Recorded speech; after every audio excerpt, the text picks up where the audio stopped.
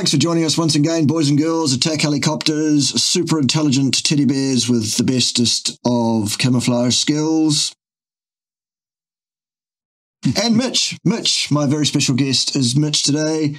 Mitch, it's been a while. Been trying to sort of hook this up, and we got it together, and we got the technology happening. Nice to have you here, young man. Tell us your story from start to finish. Well, I was born a poor white child in Philadelphia. How's that for the beginning? Oh, very good. In 1947, born May of 47, which makes me 76 years old. And I'm one of these guys that was a fat kid and always dieting all my life, always dieting, up and down, up and down. I'm a moderate to severe carbohydrate addict. I could always lose weight and I could always get to my goal weight. But when I got there, I lightened up a little and I started to slip a little treats in, a little carbs. I felt like I deserved a reward. And 8 months later, I'm 50 pounds heavier again. And I repeated that cycle. I stopped counting, maybe 15, 20 times from my 20s right on up to a year or two ago. I bought the first Atkins book back in 1973. He published it in 72, The Atkins Diet Revolution. If you think that we're vilified today, you should have been there 50 years ago and heard the stuff that I heard about that killer diet that was going to, but the doctors were against it. Nothing new, same as today. I went through that. Then the next diet came out. There was the Scarsdale diet. There was the Mediterranean diet. There was the Paleo by Cordain. There was the Zone diet by Barry Sears. And I kind of took the Zone diet seriously because Barry Sears was a very talented biochemist. And his job at the company he worked was inventing drug delivery systems. And I figure that somebody that knows enough about how to get a drug to a certain place in the human body should be smart enough to know about diets. And that diet was a pretty good diet, but none of them were sustainable over the long haul. I could get on them. I was motivated. The most I ever weighed was probably 210 pounds. I'm 5'10". I have a very light frame. So 210 pounds for me is 42-inch waist territory. It's fat. Then keto came along, which was the same diet, basically. It was still a low-carb diet. It was very highly regulated in the amount of carbs you could have. And I did well on keto, but the fruit and the nuts got me.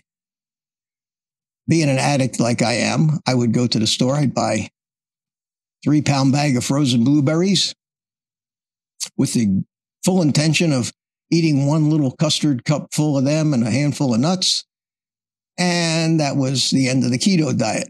I would demolish a 3-pound bag of blueberries in one sitting. And then, like all carbohydrate addicts, when I actually was given back control of my frontal lobe, I was able to enjoy the guilt and the shame and all the other feelings that you have after you've made up all these excuses why it's okay to eat all that stuff. So I did that. And then carnivore, I started watching the carnivore stuff. Started watching Ken Berry, Anthony Chaffee, Sean Baker, the Three Musketeers. And I decided in August of last year, a little over a year ago, I said, I know I'm a carb addict. I know that I have to stay away from carbs. As an alcoholic has to stay away from alcohol. There's no such thing as alcohol in moderation for an alcoholic. You can't do it. And I finally figured out that if I don't treat the carbs like an alcoholic does, the alcohol. So I went on a very beef, butter, bacon, eggs, fish, chick meat, but zero carbs. And I've stuck to it now for a year and a month and a half, 13 and a half months. What's happened to me if you had told me a year and a half ago that this could happen, I would have said you were crazy, Bart. I would have said you're out of your mind. There is no way that I could ever weigh 138 pounds, which is what I weigh now.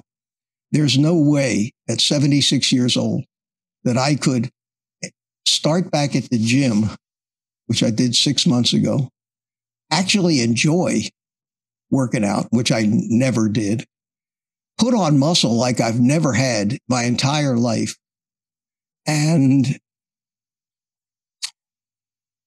not be ashamed of my body anymore. I've even put pictures on some of my thumbnails of me with my shirt off, and I was the guy who wouldn't take a shirt off in public because when I was a kid, they made fun of me constantly, and it basically ruined me for life. You never get over that kind of stuff that happens when you're a kid. So I decided I had a drone YouTube channel. It was called Old Guy and a Drone. And I had that for about 3-4 years. And I did a lot of live streams. I love making videos. I'm kind of a closet cinematographer. I'm a tech like you. I'm a tech nut. I love anything technology, and it all kind of fit together. And I did the drone stuff. And then the government got involved. I don't know if you know much about that, but the government got involved and started regulating the drone business because all the big companies wanted to do drone deliveries, and us little guys flying our model airplanes and our little drones, they figured would be in the way. So the FAA got involved, created all kinds of drone regulations, and basically destroyed the hobby. It was a terrible thing. I had an accident about 2 years ago where I hit my head. I was at the gym, and I just overdid it. And then I overdid it in the sauna. I got lightheaded, passed out by my locker, hit my head on the bench. That led to a subdural hematoma, which led to brain surgery. And I have a huge, on this side of my head, right here, I have a huge scar. You can probably see it there, where they had to do a craniotomy on me, get the hematoma out, which was 2 centimeters thick. So it had really squished my brain, and I was having stroke-like symptoms. And it took me that kind of when I stopped doing the drone stuff, and it took me almost a year to get over that. And during that year, while I was regaining my balance, it takes a long time for your brain to fill back in and recover from that kind of thing. But after a year, I was fully recovered from that. And that's exactly the time I decided I need to lose this weight I just gained over this last year of inactivity, went on the carnivore diet. And about 6 months into the carnivore diet, I was down to about, I think, 150 pounds. And I said, okay, it's time to get back to the gym. And it took a lot of guts for me to go into the same gym where they wheeled me out of a year and a half before. But I went back to the gym, started working out. Everything I ever had wrong with me. And I had rheumatoid arthritis, kidney stones, eczema, every high blood pressure. The only problem I didn't have was any sugar-related problems because I always was low carb for most of my life.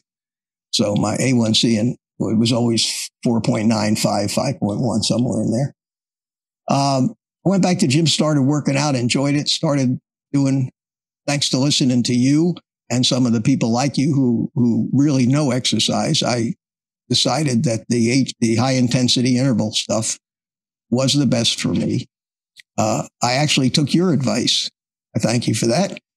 I started maximum of 8 reps, push as much weight as I could push, where I would bottom out at 8 reps. And if I could do 8 reps, I'd up the weight a little bit more. And I started doing everything. And I actually put on quite a bit of muscle, I guess, eating all the protein and fat and everything. So I am healthier and in better shape now after just a little over a year on carnivore than I have ever been, even as a teenager. And I joke and say the last time that I weighed 138 pounds, I think I might have been in like 7th grade. You know, I mean, it has been that miraculous. So 6 months ago, like I said, I went to the gym.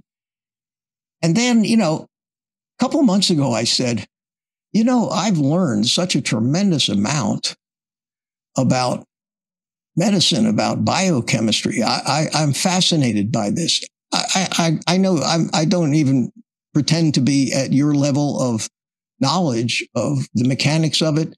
But as far as the mechanics of the systems and even quite a bit of the cellular biology, out of curiosity, I started studying this stuff years ago because I want to understand how everything works in the human body. So now I'm like a non-credentialed, no-degreed person who talks above my own doctor's head when I go in and see her. She can't follow me through the biochemistry that I talk. And especially when it comes to areas of lipidology, cholesterol, cellular biology, functions of the mitochondria, all that stuff. And I do understand it. And I listen a lot to your channel. I listen to all the doctors that are in our space, and they're very knowledgeable, and they're all pretty brave because they put themselves out on a limb doing what they do. And I said, I got all the equipment. I have a YouTube studio. I'm able to talk and get points across. Maybe I should start a carnivore YouTube channel. So I did. I did about 6 weeks ago. And OldGuyCarnivore. I just changed the name of my drone channel from Old Guy in a Drone to OldGuyCarnivore. Left the old guy in there. I'm older now.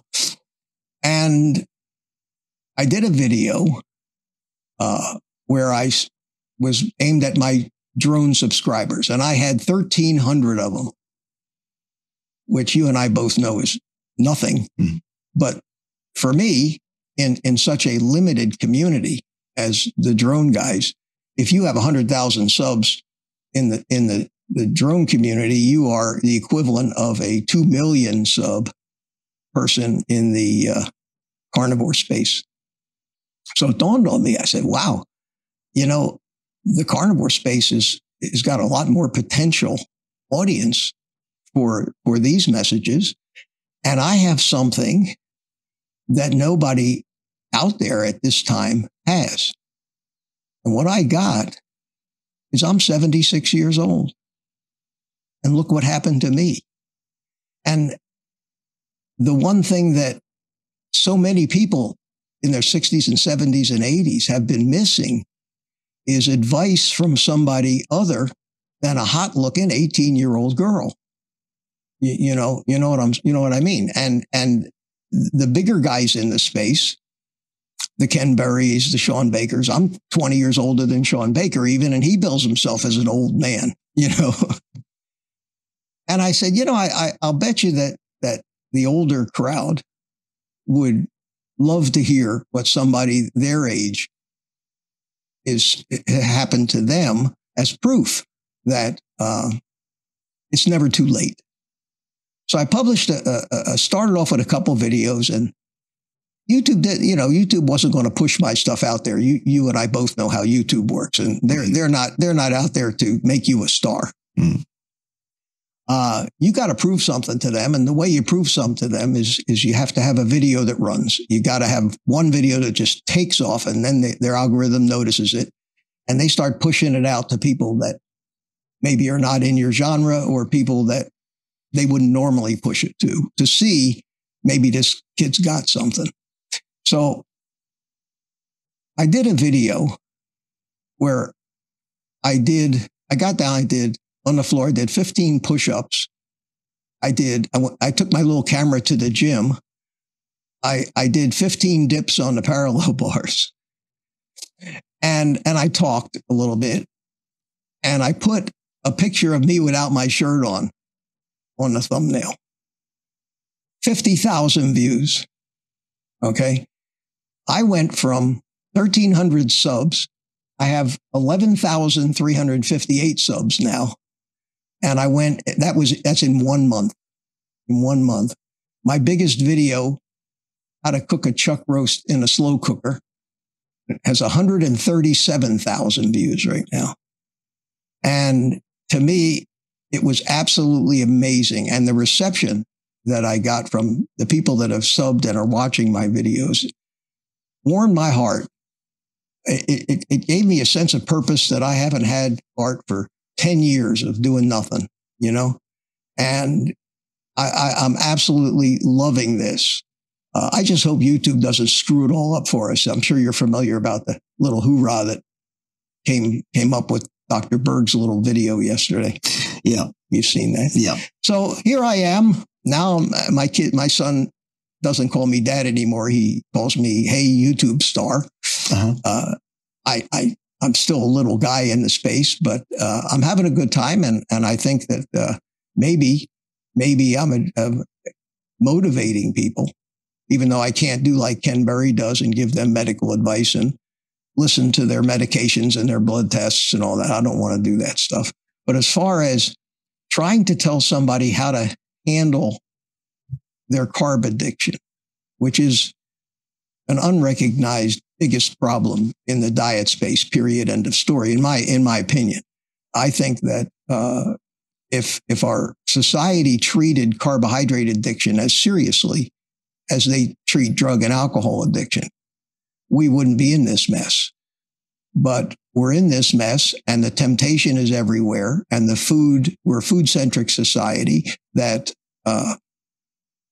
can't do anything without the food attached to it. We can't even go to a football game without having a tailgate party and a big cooler full of snacks to drag into the stadium with us. And if it wasn't for the food, half the people wouldn't even go to the football game. So I come at this whole thing from a carb addiction, kind of like Rob Sivas. That's his thing. And I think he's on the right track in so many ways as far as treating the addiction part of it. And that's where I'm trying to help people as much as I can. And all I really have to offer them is what I've learned over 50 years from my own experiences, failing and succeeding and failing and succeeding. And what younger people never get, they never seem to understand, is that that's where your real knowledge comes from as you get older.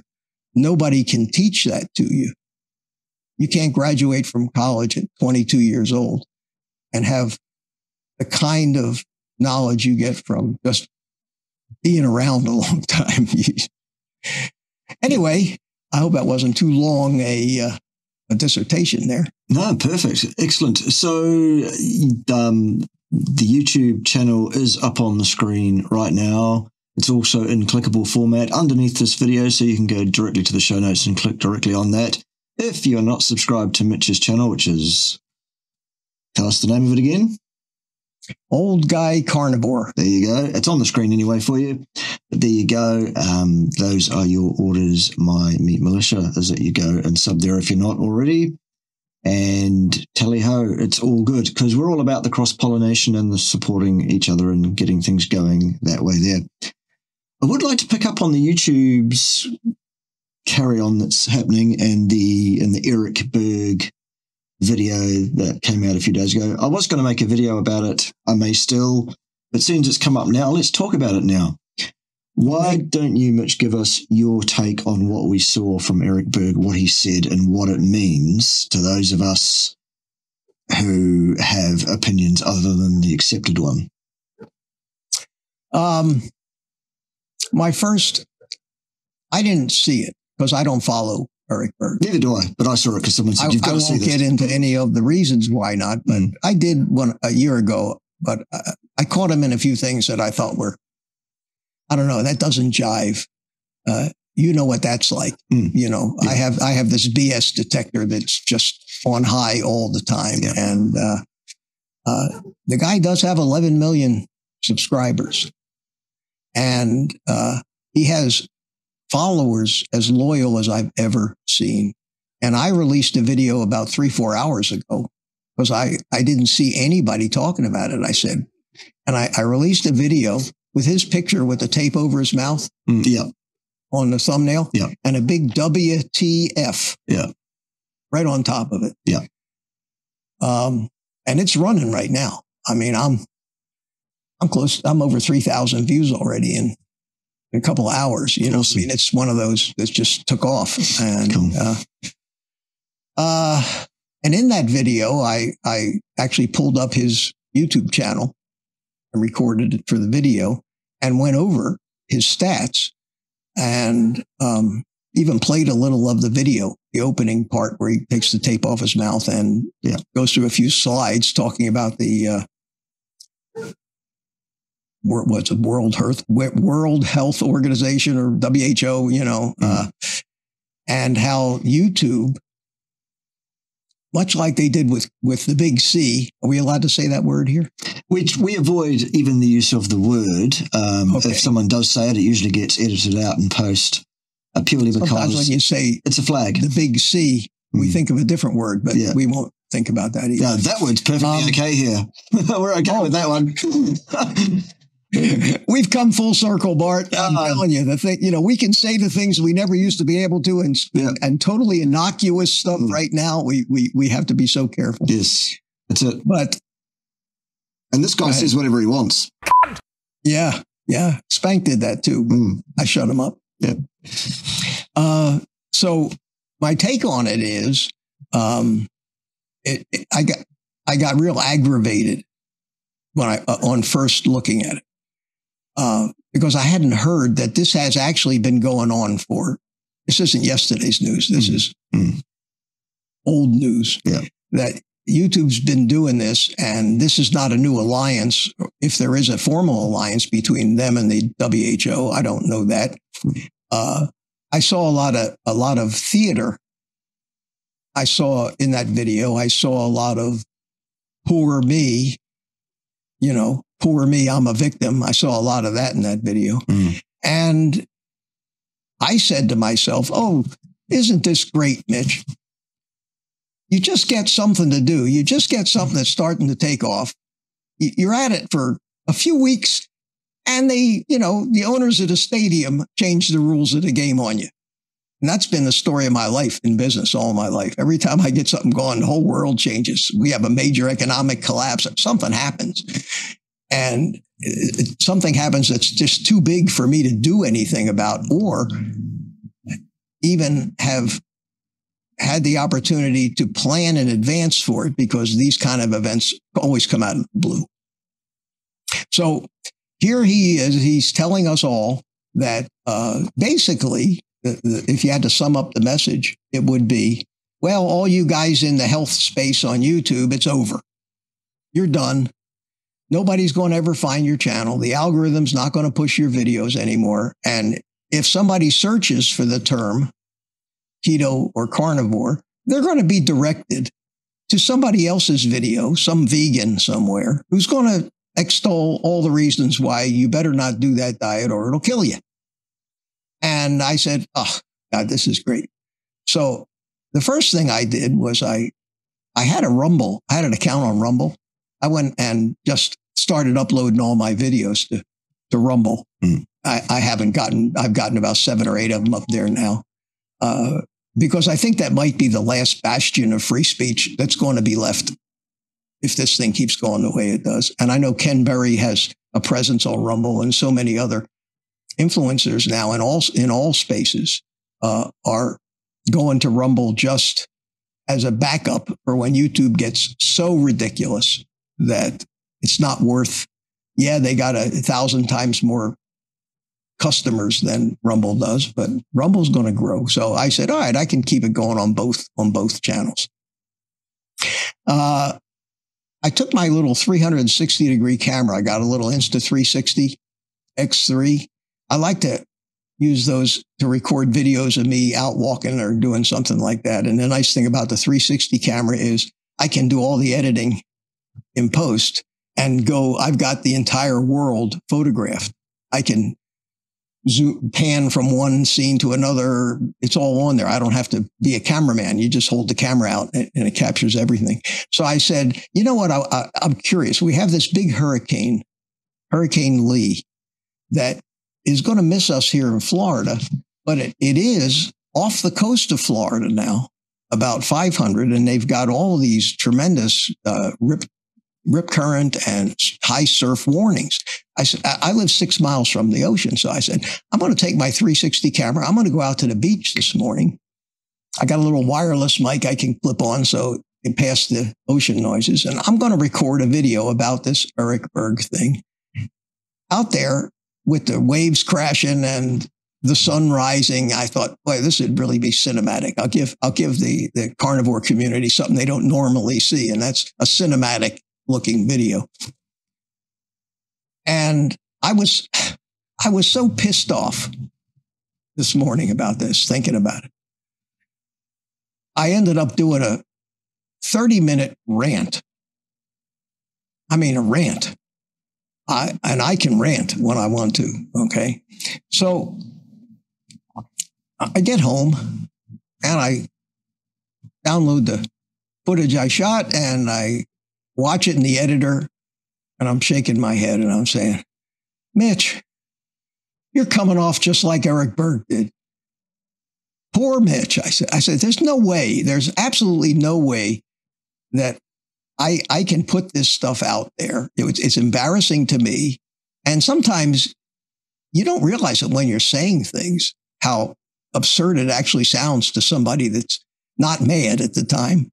But I was just ashamed of what I did. And the way I came off, I came off like whining. And I said, nah, that's not me. That's not who I am.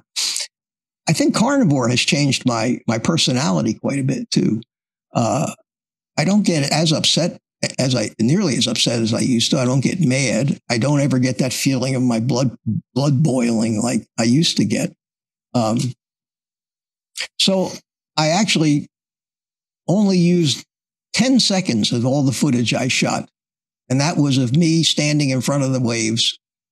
I had the camera behind my back. So it looks like I have a photographer behind me because the selfie stick is invisible.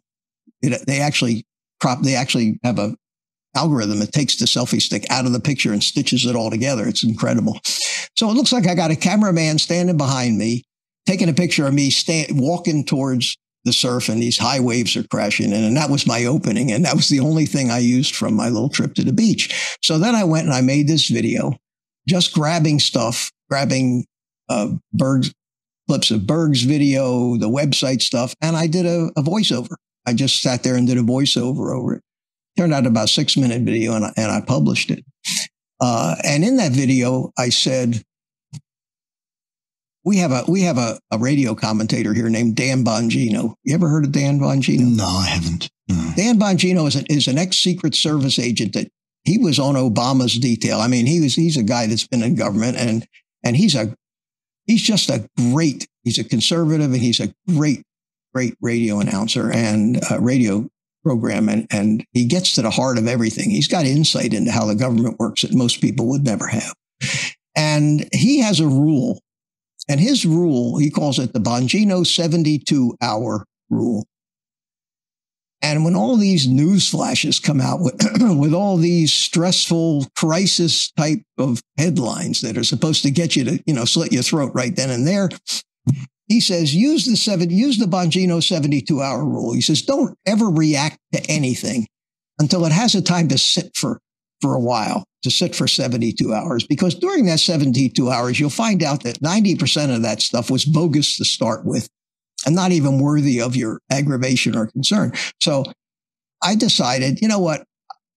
There are some things that just don't seem on the level about everything that he said. I need to just back off a little and investigate this and find out what's really going on. And that calmed me down, and I made my video, and I've been kind of halfway researching it the rest of the day. Most of what I learned about it, believe it or not, I've had 400 or 500 comments already on that little video. And I read every comment that I get on every video that I do. And what I learned from the people in those comments about Berg and his history gave me kind of a better understanding of his mentality. And it put that video for me into somebody who is basically looking for sympathy and whining because it's very profitable to do that on YouTube. To get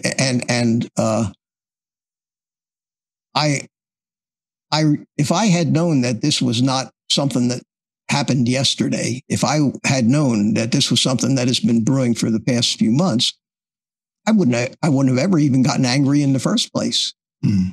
You know what I mean? Mm. So that's my take on it. My take is, yes, this stuff happens. It happened with the C disease. You couldn't put up a video without them slapping placards up on top of your video, correcting you every time you said something that you're wrong and this is wrong and that's wrong. The irony of it, Bart, and the real sad thing is we're right and they're wrong when it comes to diet and nutrition. Yeah. I've proven that to myself over my whole entire life. Yes. I've proven it to myself by learning about how the body works, how the different systems work, how the hormones, what their job is.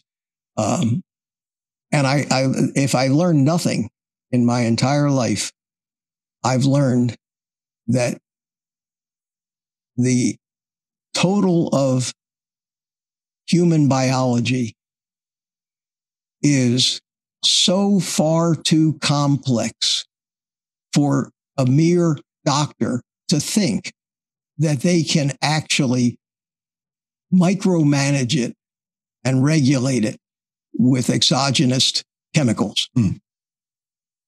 Every time that we put something in our mouth that comes from the drugstore, maybe we're helping a symptom, but from what I've seen, nothing that they're doing cures anything. And then you get to be a cynic about it. And you say, you look at the corruption and the money, and they don't want to cure anything. They want to addict people for a lifetime of dependence on chemicals. And why would they want to change anything?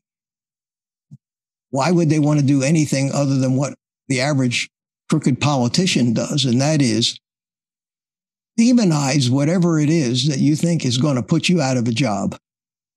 And unfortunately, keto and carnivore, or low carb eating in general, if everybody started doing it, it would put almost $5 trillion worth of business in the United States of America now comes from the healthcare industry. 5 trillion. Okay. What would happen if none of the doctors or hospitals had a job tomorrow?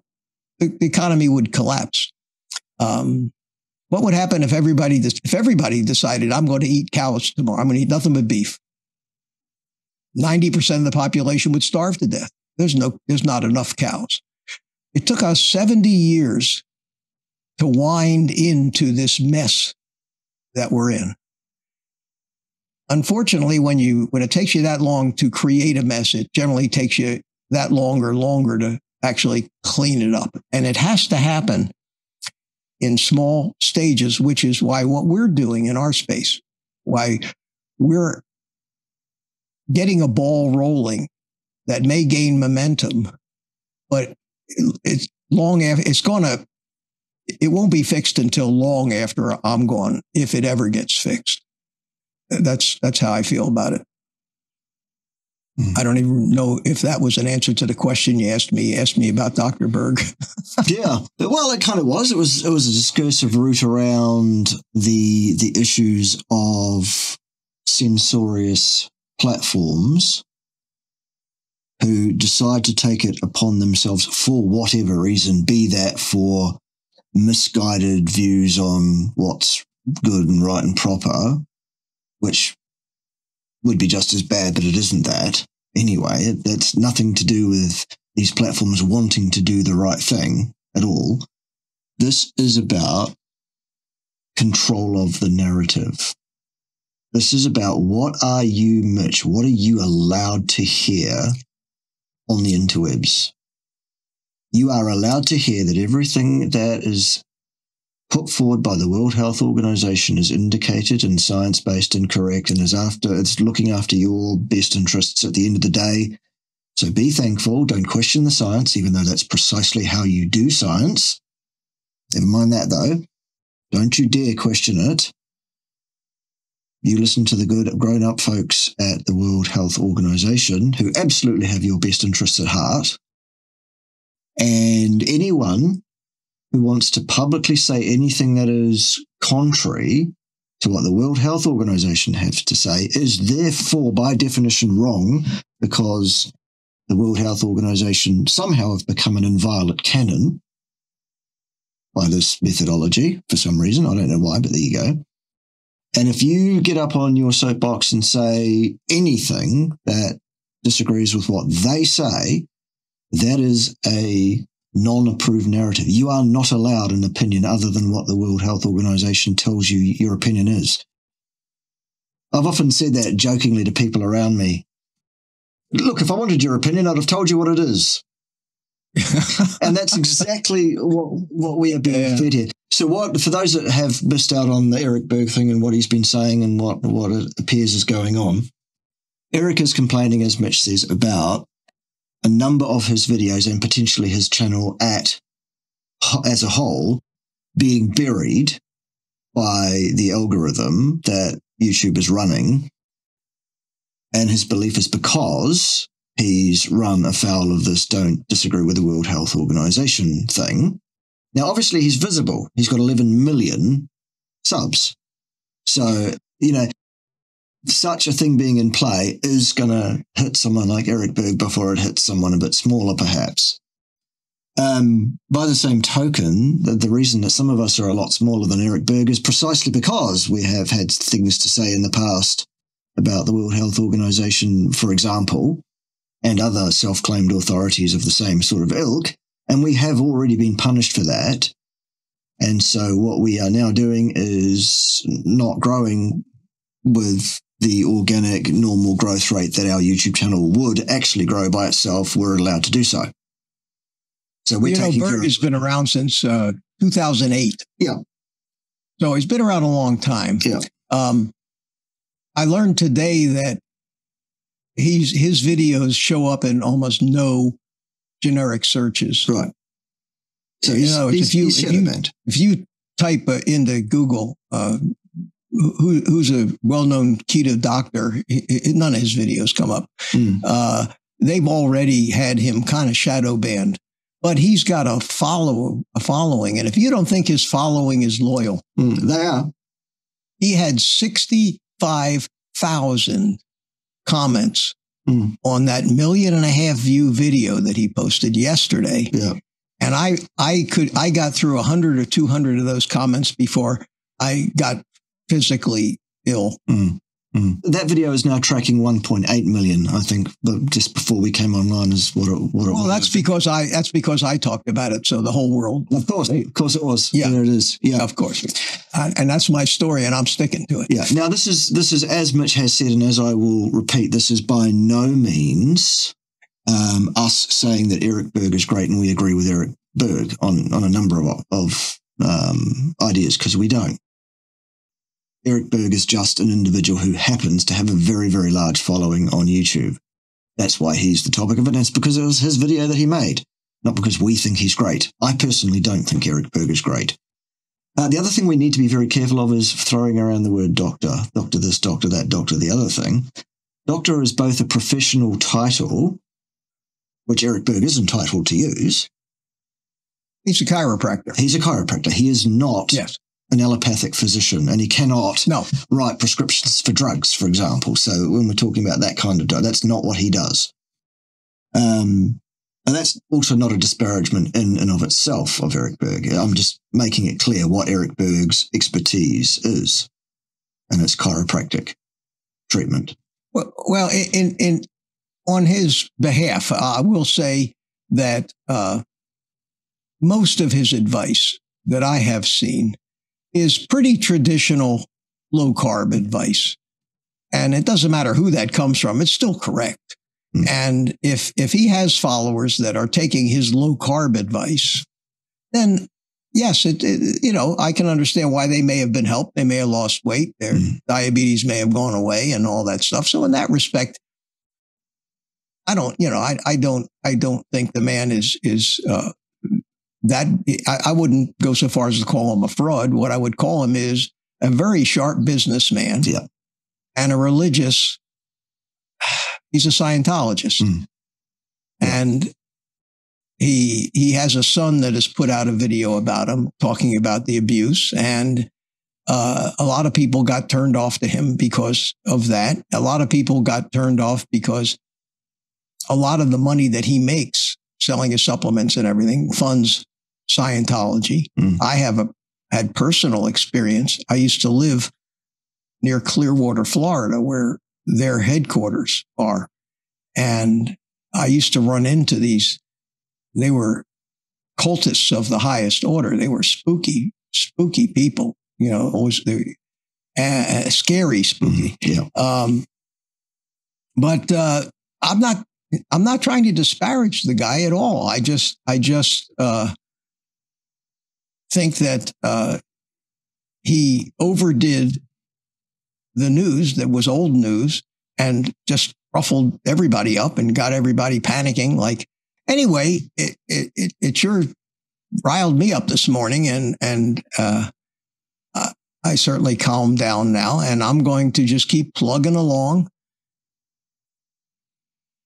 And if something happens, if all of a sudden I get no views and no subs anymore, and I'm doing live streams with 2 people in, then I go back to being a 77-year-old retired guy. You know, but I enjoy this, and so far it's gone pretty good, and people seem to like what I'm doing, and some videos get tons of views, some videos don't. You know what? Believe it or not, I'm turning into Martha Stewart. The videos where I actually just bang around the kitchen and cook something are the videos that get the most views for me. So I'm beginning to think that most of the people that out there they're not interested in the science so much as the practical application. I don't want to know why it works. Just tell me what I'm supposed to do. It's like driving a car. You know, I don't want to know all the principles of how an internal combustion engine works. I want to know which pedal do I push. And that's the majority. That seems to be the majority of people out there, that they like the practical stuff. So, and I put out one video that said, I'm just going to take you on a tour of my kitchen. And I took the little camera, I walked over my kitchen. This is what I keep in my fridge. This is what I keep in my pantry. This is what I cook with. These are the appliances I use. These are the 50,000 views I got on that video. I put out a video where I want to talk about how to develop the correct mindset. And I start talking about psychology. I start talking about how the psychology of addiction, how the brain can just shut down the frontal lobe on you when it wants to, and throw an idea in your head and you just go along with it. Yeah, ice cream at 3 a.m. is a great idea. I'll just do it this last one time and it'll be okay.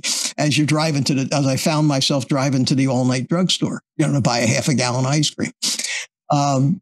And then when it's done with you, it turns that little frontal lobe back over to you. And then you have the enjoyment of the guilt and shame. And you're asking yourself, what the hell was I thinking? That one question what was I thinking? Well, the problem was you weren't thinking, and you weren't thinking. You want to know why you weren't thinking? Let me tell you how the chemistry of that works. And that's where I lose people. That's where they're not interested. They're not interested in that. For me, I find it easier to accept something if I understand the mechanics of it, understand why it happens. That way, maybe I can do something to avoid it happening. But most people aren't like that. So those videos, you get a couple thousand views. I throw a chuck steak in a slow cooker, I get 135,000 views. So what I'm telling you, Bart, is get a slow cooker, get a chuck steak, give it a whirl. Prove my theory. Maybe I will. Let's see if it works. Well, there's nothing evil necessarily inherently about that, for the most part, and as such, it doesn't get handbraked by the algorithm, and it gets organic reach, I guess, is what it is.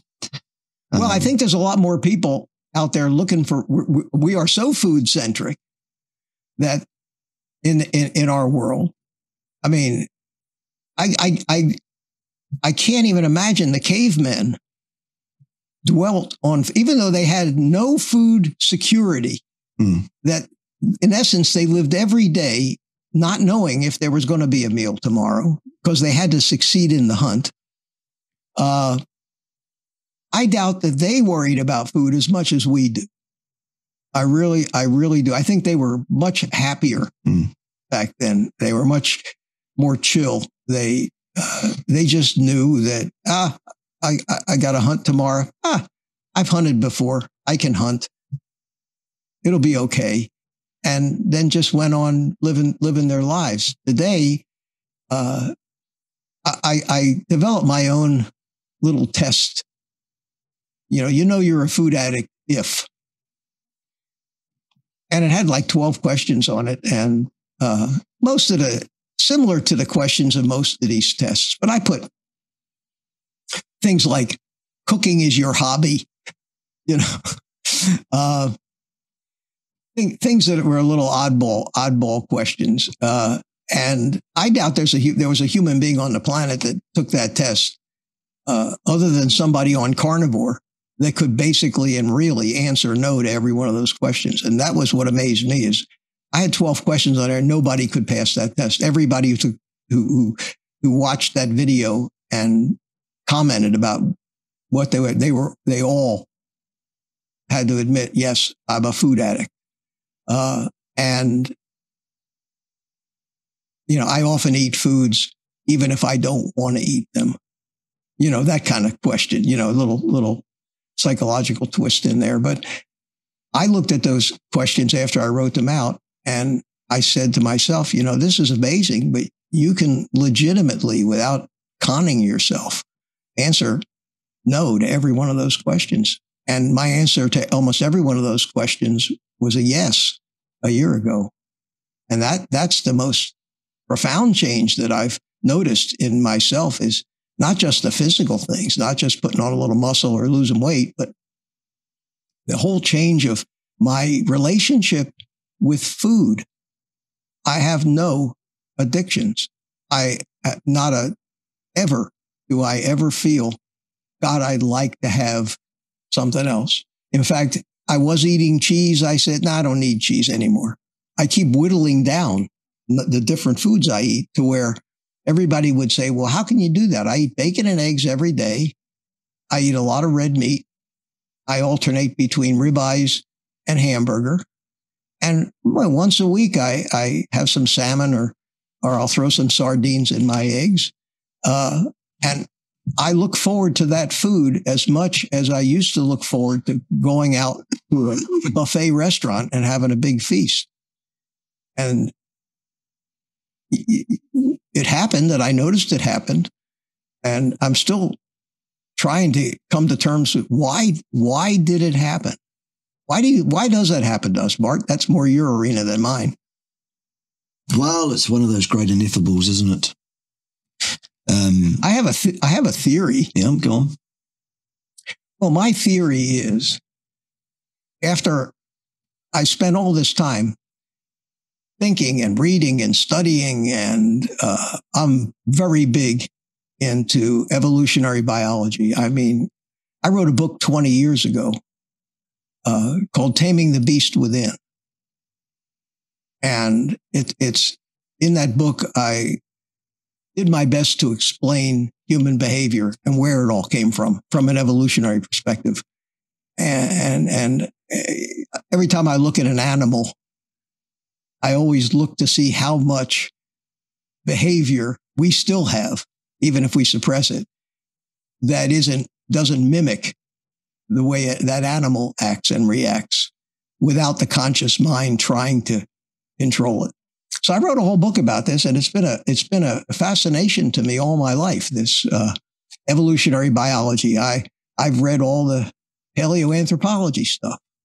I've studied on all of the stable isotope analysis, how they know what these people were eating 300,000 years ago. I mean, I've really just out of sheer fascination, delved into that science.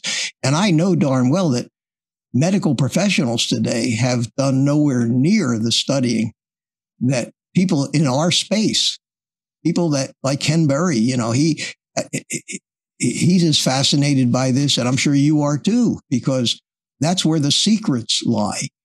Because if you can figure out where either a physical trait, a chemical pathway, a behavior, where that came up the evolutionary chain, you then can understand the why that we behave that way. So I am trying to figure out exactly, and I came to the conclusion that it's simply, and I could be totally off base in this, but you know how it is when you said you and I probably share. I don't know about you, my brain never stops. I'm always trying to figure things out. I can't just sit down and relax and shut my head off. There's always something going on in there. And I think it's as simple, and I could be wrong, but I think it's as simple as being completely nourished. To have every amino acid, for example, where it's needed in every cell.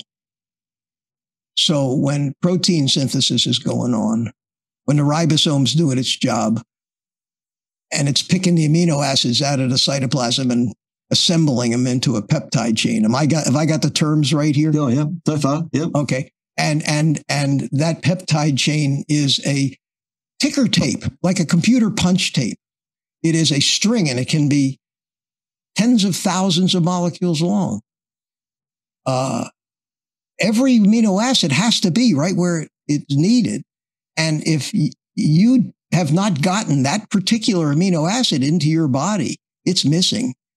And it's like trying to build a house and you run out of bricks halfway up the wall. There's no other way to finish building that wall. So that wall never gets finished.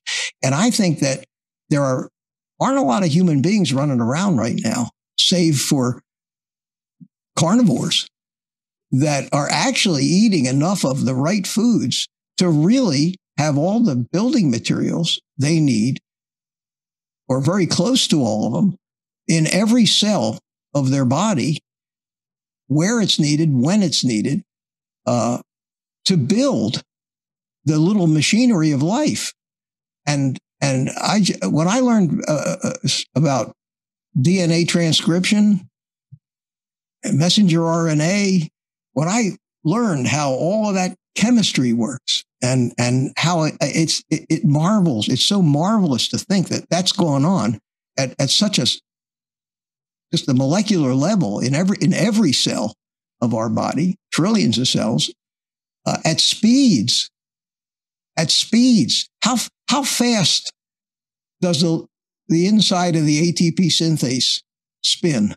Oh, I wouldn't even know the names. When it makes ATP. Yeah, I read somewhere between 10,000 and 100,000 RPM. Right, yeah.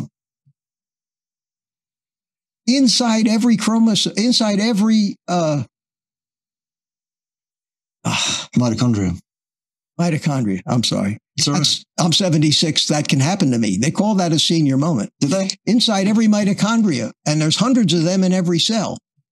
And these little machines that are basically built from proteins that do physical things. The little things that walk up the microtubules in your muscle fibers and make it so you can move your arm. That stuff, I just keep wanting to learn more about that stuff. And all that stuff needs certain things to be where they need to be at exactly the right time. And I think that there are very few, if any, completely nourished human beings on this planet, especially eating the garbage that we're eating now. And another thing that's happened to human beings, I believe, is that we are trying real hard to turn ourselves into plants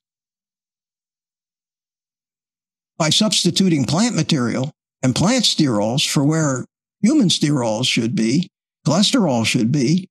I can go out in the sun now and stand out in the sun and I don't burn anymore.